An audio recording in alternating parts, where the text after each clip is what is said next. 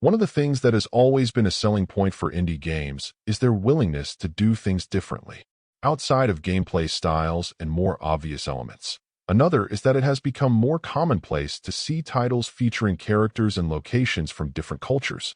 In all areas of entertainment, representation can be absolutely crucial, and broadening the scope of influence into cultures that are more uncommon to see is refreshing. In the case of Detective Dotson, that involves tackling a sort of mystery action adventure and moving the locale to India. Right off the bat, there's no doubt that the game is simply going to be different, and that goes beyond merely where the action takes place.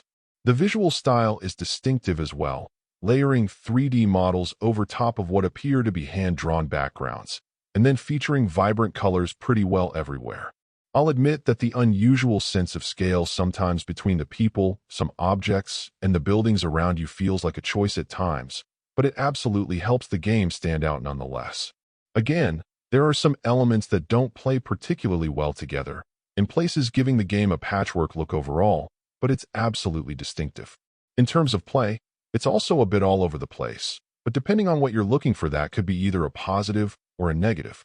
Refusing to simply adhere to the classic point-and-click mechanic, you'll be able to run around, do some mild platforming, and get sucked into a variety of mini-games as well.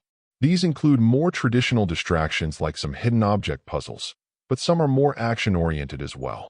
Unfortunately, these range from decent to poor in implementation, but they are a pretty daring move.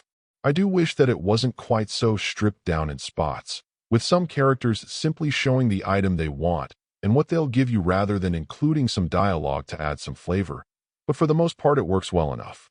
I do think that the interface for trying to pull together your clues and assumptions ends up feeling awfully clunky though, both in terms of its construction and mechanics.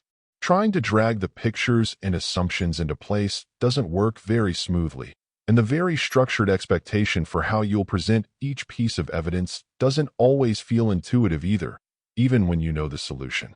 All in all, I do appreciate how different it looks and feels. I just wish that its overall implementation was a bit stronger.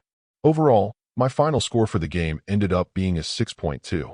And if you're interested in picking it up, it's currently available on the Switch eShop for $14.99.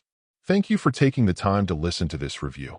And if you'd like more information or ideas of indie games worth checking out on Switch, be sure to click on the link provided in the description. Until next time,